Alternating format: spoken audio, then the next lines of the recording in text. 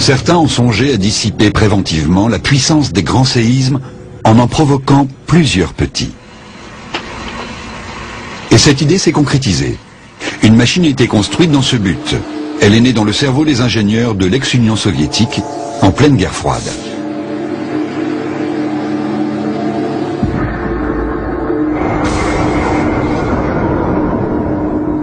Conçue pour fournir une nouvelle source d'énergie, la machine à tremblement de terre avait la puissance d'un petit réacteur nucléaire.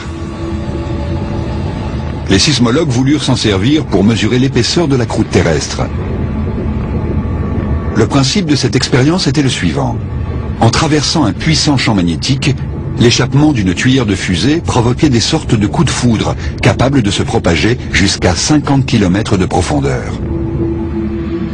Ce qui se produisit alors les étonna beaucoup. La Terre répliqua par des micro-séismes.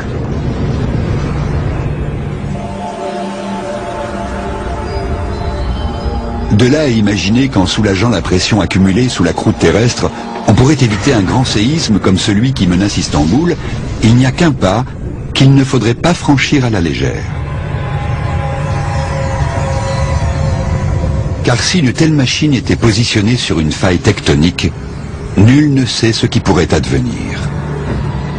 Peut-être une incontrôlable réaction en chaîne de tremblements de terre et de tsunamis dans le monde entier.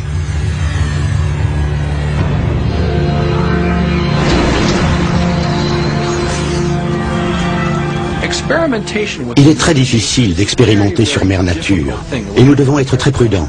On pourrait en fait déclencher un séisme plus important que celui que nous tenterions d'éviter. Des militaires américains ont acheté la machine à tremblement de terre à l'issue de la guerre froide. Où est-elle aujourd'hui? Nul ne le sait.